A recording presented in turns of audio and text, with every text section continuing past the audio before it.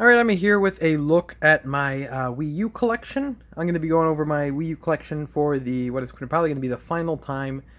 I don't see myself adding too many games to my collection. I think I have pretty much a complete collection of what I want to get, and I don't really plan on getting the full set or anything like that. I know there's a lot of people that are, but doesn't really interest me. So I'll go through my collection, give some thoughts, and I'll kind of talk about is it worth it to pick up a Wii U now, even after the Switch is out?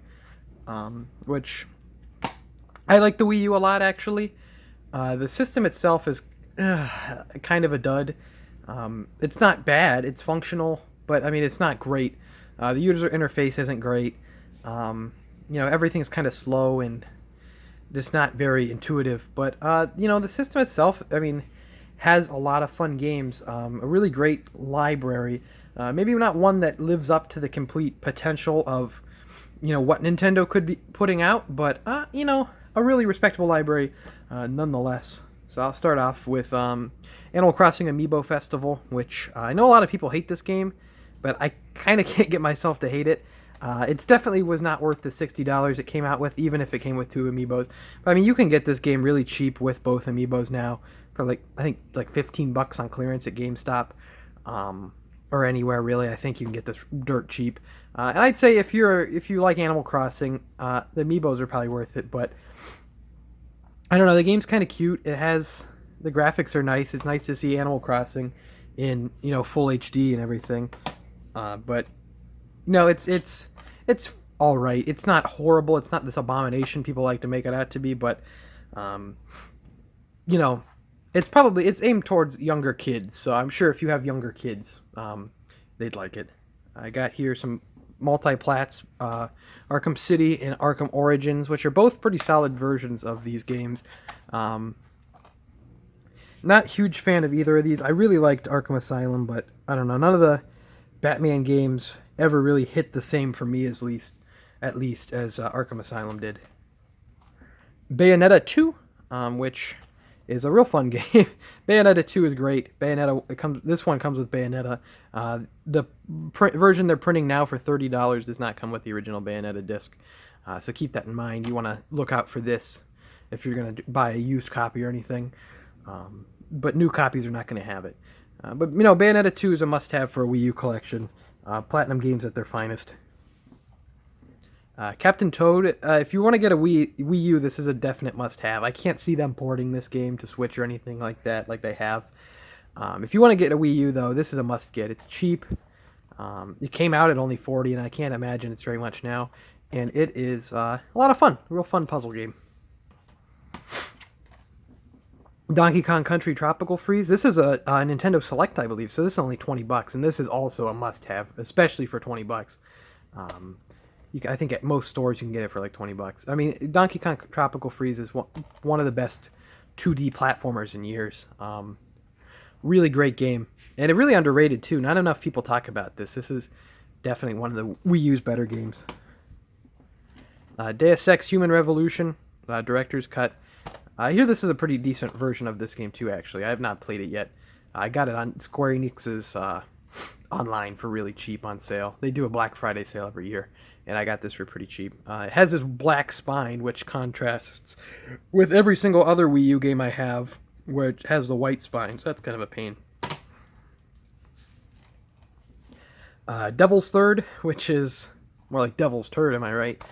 This game kind of came and went, and was not too hot to my understanding. I got it on Amazon for I think like $30. I just wanted to have it in the collection since Nintendo published it. It's kind of an interesting piece of Nintendo history where they pushed this game for a while, and then it kind of came out and it was like a huge dud and was not very good, and they didn't want to publish it over here, and then everyone's like, hey, why aren't you publishing this? And then Nintendo's like, all right, I guess we'll publish it, and they put it out, and they made like 3,000 copies its initial run, and then they put it up on Amazon for a while. It was stocked there, and then no one bought those. So I mean, because I remember everyone complained when there was only like 3,000 copies in its initial run, and they were never going to run it again. And then everyone complained, and they put it on Amazon, and then no one bought it when it came to Amazon. And the price kept doing that thing where on Amazon where it goes down until someone buys it, and then it'll start going back up once people start buying it. But yeah, that one kind of interesting. I guess people really like the online. There was a huge following around the online, and people were spending a lot of money in like the weird microtransactions in the online. That got shut down, and there was all these weird Miiverse posts where they're like, "I'll see you again soon, my comrades."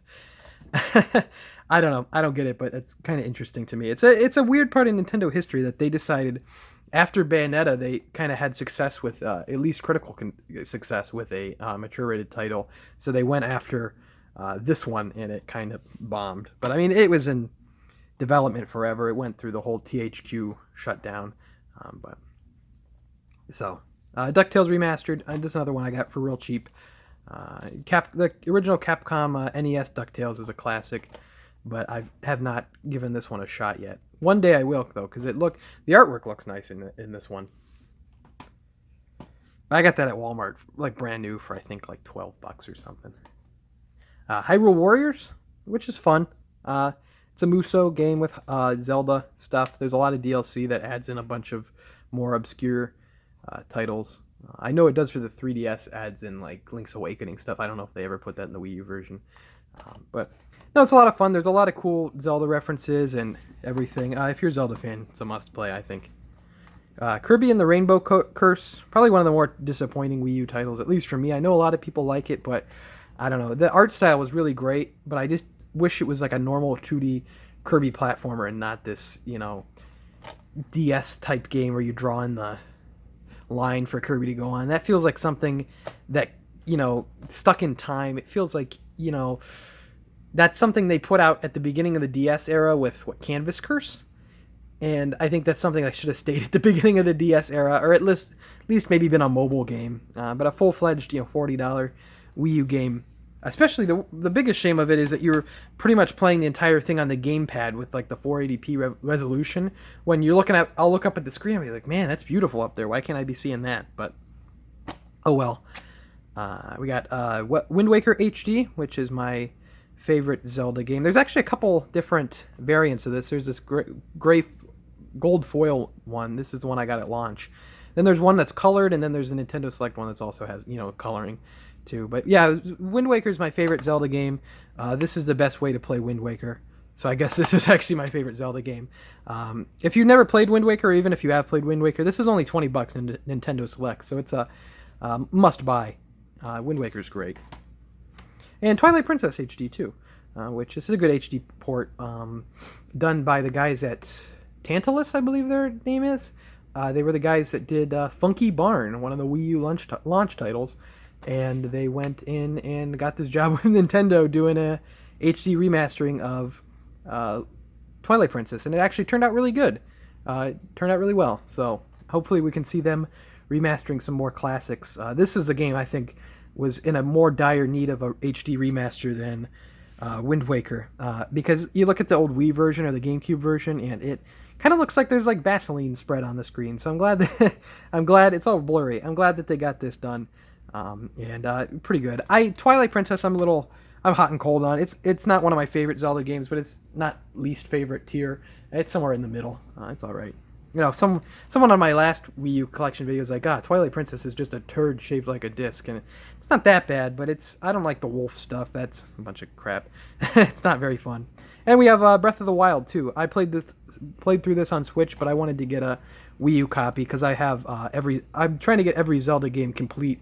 So I have Wii, Twilight Princess, and GameCube Twilight Princess, and all that. So I have a sealed copy of Breath of the Wild here. Breath of the Wild's fantastic. I'll talk about it when I do a Switch collection video in the end of the year. But I hear this is a decent version, so if you don't have a Switch and don't plan on getting a Switch anytime soon, and just have a Wii U, or going to pick up a cheap Wii U or something, yeah, give it a shot.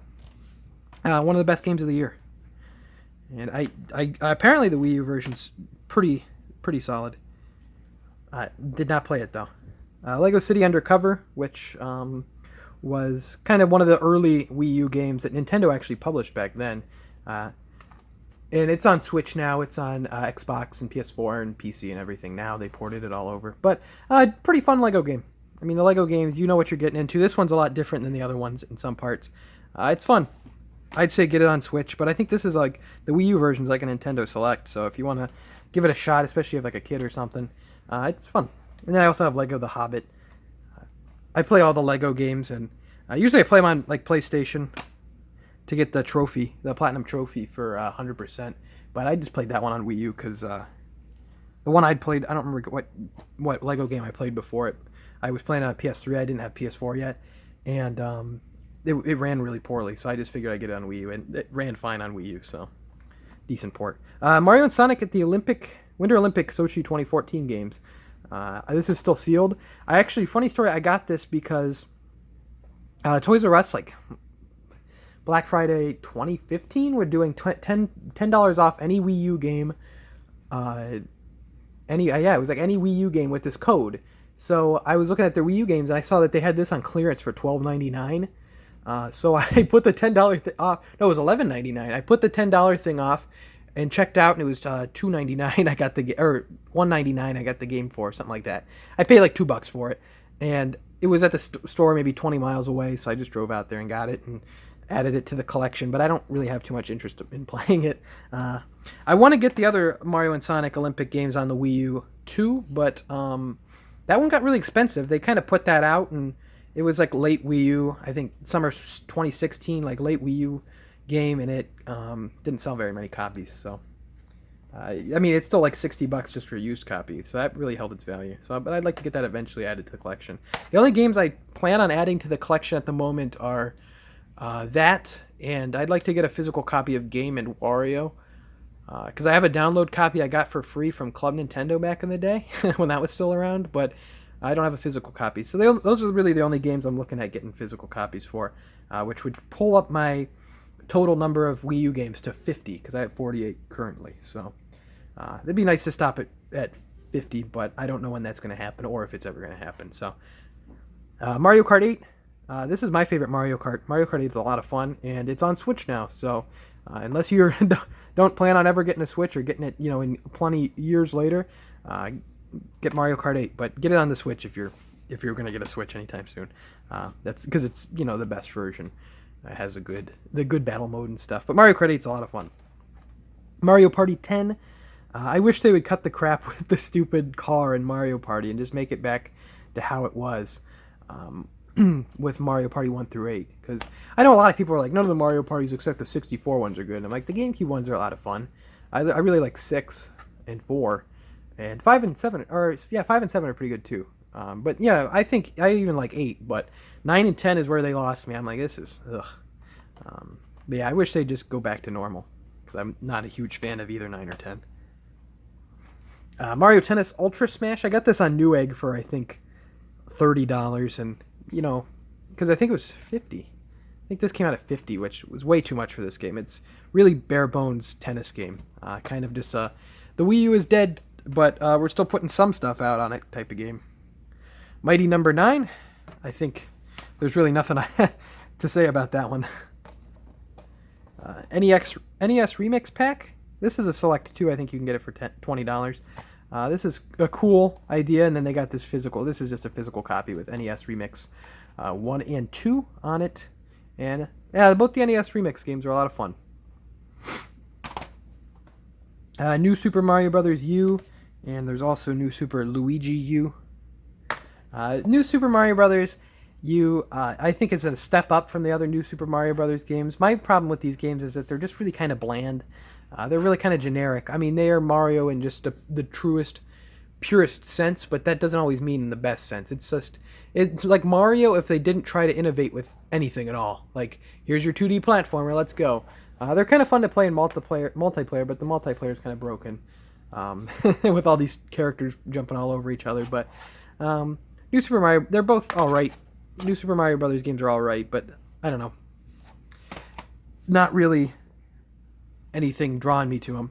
Ninja Gaiden Razor's Edge, which I got at Best Buy. I did not get it for $59.99. I saw it sitting there. I think they had $4.99 on it, and then I got it for like less than because of my Best Buy Gamers Club.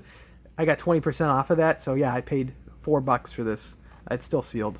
I don't know if I'll ever get around to playing it, but Nintendo actually published this when they brought it over to when Tecmo brought this over to the Wii U. I don't know why. If that's any good, let me know. But I don't think anyone really cares about that one too much. Nintendo Land, which was the pack-in title, at least for me. I got my Wii U on launch I was a early adopter, and I, for the most part, did not really play my Wii U until I'm trying to think. Like new Mario 3D World came out. I didn't really do much with it, but Nintendo Land was fun. It's a fun collection of ideas of what could be with the gamepad that I was unfortunately never really realized with the gamepad. I remember thinking, man, a lot of these games are really cool. I can't wait until a Mario Party game comes out and uses these ideas. And the gamepad use in Mario Party not 10 is not fun at all. There's really no good. There's like a Bowser Party and it's crappy. So, yeah, I don't know. Kind of disappointing. It's kind of fun to look back at, but it's also kind of depressing because the Wii U gamepad, everyone has their opinion on it. I think it's a little clunky. But it had a lot of neat ideas to it that never really got fully recognized. Paper Mario Color Splash, which is a big improvement from Sticker Star, I think. It looks nice. The worlds are fun, but the battle system is just so unintuitive. It's so bad that I just couldn't play anymore, which is a shame, too. You could skip battles if you wanted to because there's no leveling or anything. But no one wants to play like that. Just kind of try to run away from everyone or try to run. But I don't know. If you can get past the battle system, then I think it'd be better. But the battle system, the way it works, you have to use a gamepad, and there's like 3 clicks until you can do an attack. And it's like, just give us regular Paper Mario. Like, just get this game here, but make the regular Paper Mario battle system, and it would be one of the better Paper Mario games. But fortunately, just kind of falls flat.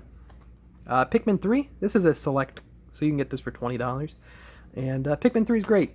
It looks really nice. And it's great. I don't know. If you've played Pikmin 1 and 2, you know what you're in for. And you're in for a good time. Pokken Tournament, which is the Pokemon fighting game. This is on Switch now. I didn't pick it up on Switch. I got this. I have it on Wii U. And it's not... I don't think it's bad or anything. It just doesn't really do much for me. It's fun, but it doesn't really do a whole lot for me. I'm not a big fighting guy, but it's a neat game. I'd just say get it on Switch at this point if you have a Switch. Rayman Legend, which is one of my...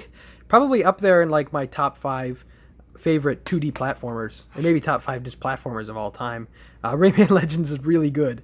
And this game was originally built for the Wii U, and then... like 2 weeks out from launch, Ubisoft's like, oh, we're actually going to just put this on everything. So then it got delayed like 6 months. But I don't know. It still feels like a game fit for the Wii U. Some of the levels have like, gamepad functionality that is not quite as good on the other versions. But great game. It's also on Switch now. So I'd say get it there. Probably your best bet. But no, Rayman Legends is great. If you like platformers, you can't miss out on that one. Rodea the Sky Soldier, which is, for all intents and purposes, a packaging of the Wii game. It comes with the Wii game here, and then also the Wii U game, but don't play the Wii U game, the Wii U version of it. But yeah, Rodea the Sky Soldier is a game. It also has a reversible artwork for the Wii cover, too. But Rodea the Sky Soldier is a game made by Yuji Naka of Sega, and it's a kind of an interesting idea. It's fun. Just play the Wii version if you can. Scribblenauts Unlimited. This is like another launch title. The Scribblenauts games were fun on DS. I remember having a lot of fun with them. And this was fun too, using the gamepad and scribbling around.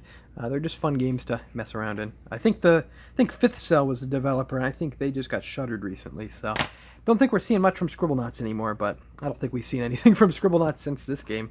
Or there was another one, I think, with like DC superheroes. I didn't play that one, but yeah, Scribblenauts is neat. It was a fun idea. Shovel Knight, which this is still sealed. I have it digitally on the Wii U, and then I also have it on the 3DS too. And Shovel Knight's fantastic. This is another one of those great 2D platformers. I think everyone knows about Shovel Knight by now, but you should play it if you haven't. Sonic and All-Stars Racing Transformed.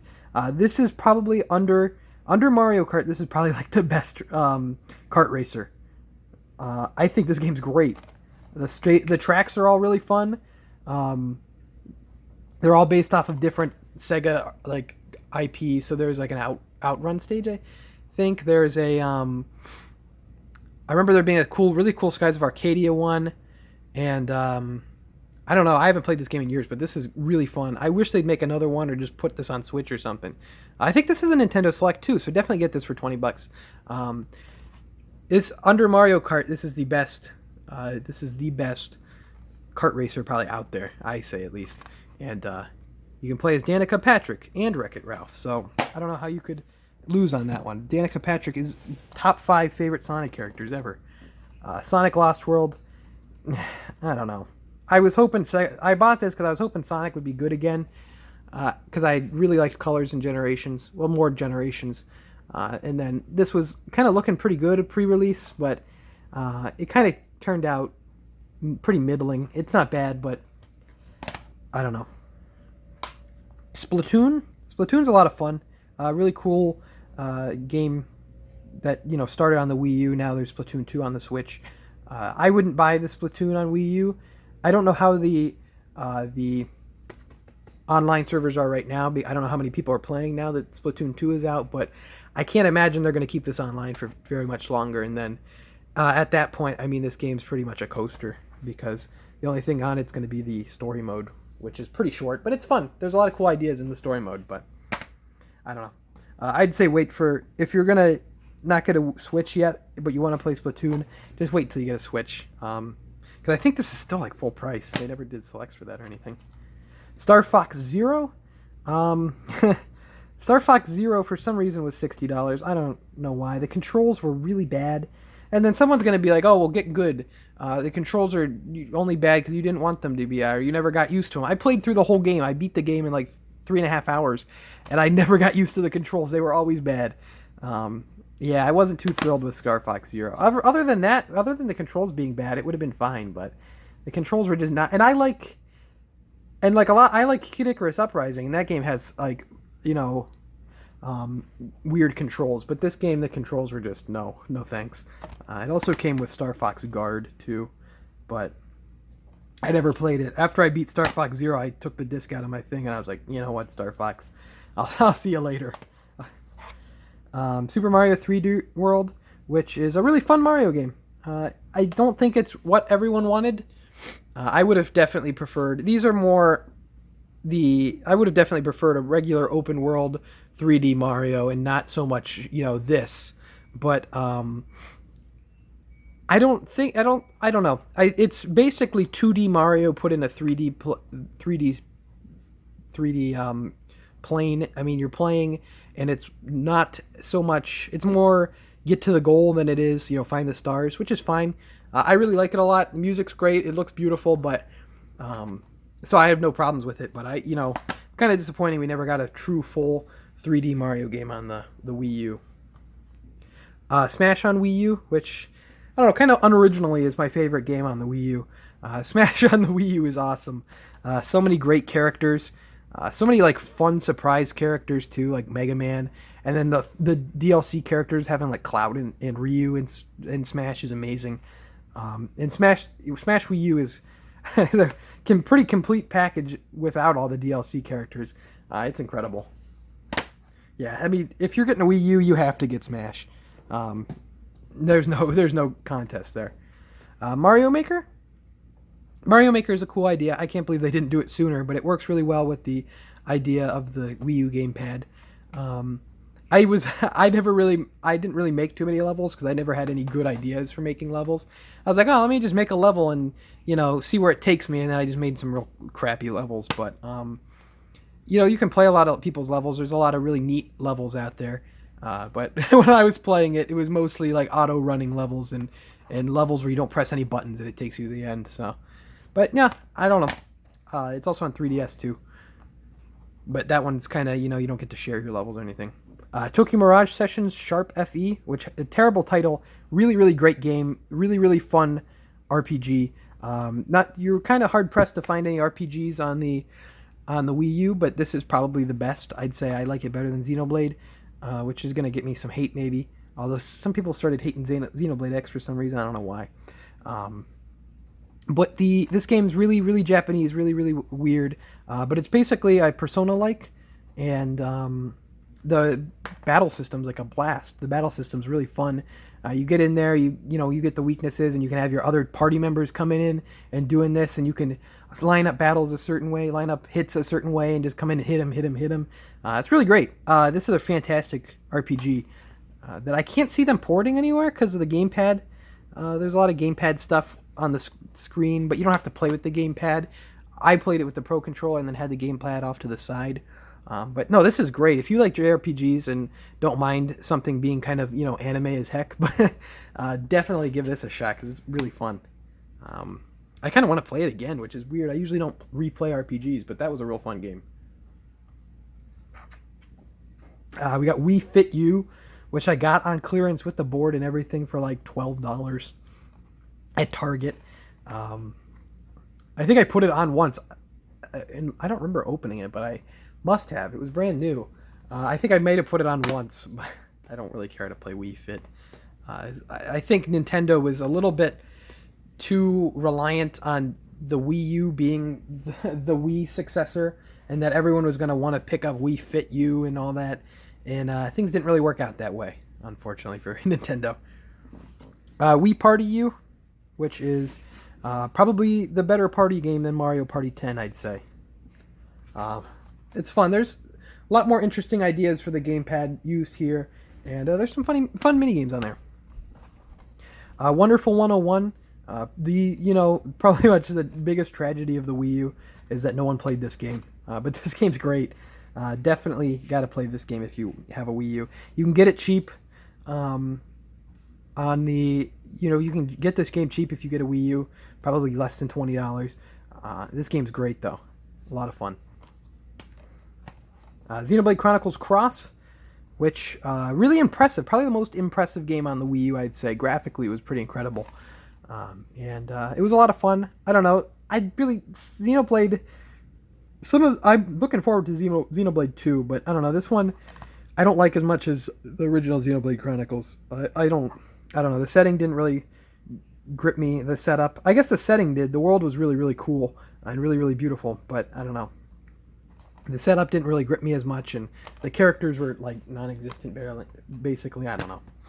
But yeah, I think that one's pretty cheap too. I think you can get that for like $20. All these games are clearance pretty cheap, and look at the GameStop Wii U selection. It's basically like everything's on clearance or everything's cheap. But no, Xenoblade's definitely a good pickup if you want to see what the Wii U is graphically capable of too.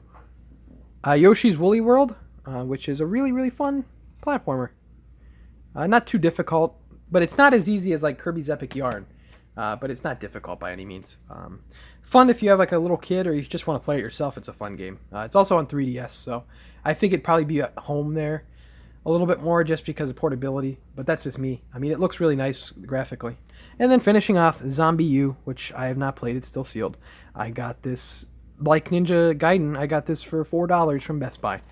So that's my Wii U collection. I'd say if you can pick up a Wii U, I'd go for it. I'd spend maybe max like $175 on a used system. They don't sell them new anymore. But I don't think that Wii U's are going to be too easy to find in the future, and I don't really think that they're going to be cheap in the future because of the gamepad. Finding them with the gamepad, I don't know if they'll be cheap. So I think this is the time to buy a Wii U. This is the time to buy Wii U games. The system sold poorly. It sold like 13 million, which is close to Dreamcast and Sega Saturn numbers. So a little higher. I think that in the future the games are going to be pretty hard to come by, and they're going to probably be expensive. I don't want to, speculate because I don't really care. But I think that this is the time now when no one really wants Wii U games to pick them up. Look at GameStop. Look at, your local used game store, because I don't think they're really selling these used anymore or new anymore. But yeah, I'd say even if the Switch is out, if you don't want to pay $300 for the Switch, you can pick up a Wii U for probably $100 to $150. Depends on where you're going, where you're looking. Get the black one with 32 gigabytes. Don't get that white one with 8 gigabytes. I'd say, yeah, definitely go for it. You could get a black 32 gig Wii U and a good selection of games for probably the same price as a Switch. And that's of course if you're not interested in a Switch. If you're interested in a Switch, or if you have a Switch, I'd still say you could go back to the Wii U and still have a great time. There's a lot of games that aren't going to get ported to to the Switch, like Wonderful 101 or Tokyo Mirage Sessions or anything really, Donkey Kong Country. I don't think any of those games are really going to get ported to the Switch, and they're cheap on the Wii U. I'd say go for it, even if you do have a Switch. But I'd say the Wii U, yeah, I'd say the Wii U has a good enough library that even if the system's kind of a dud, it's worth going back to in 2017 after the Switch is out. So I'd like to thank you for watching, sitting through this one, and I will see you next time. Before I go, actually, I should probably remember to tell you to like the video if you enjoyed, leave a comment with your favorite Wii U games, and if you plan on getting a Wii U, even though the Switch is already out. And follow me on Instagram and Twitter at ObjoGaming, and I will see you next time.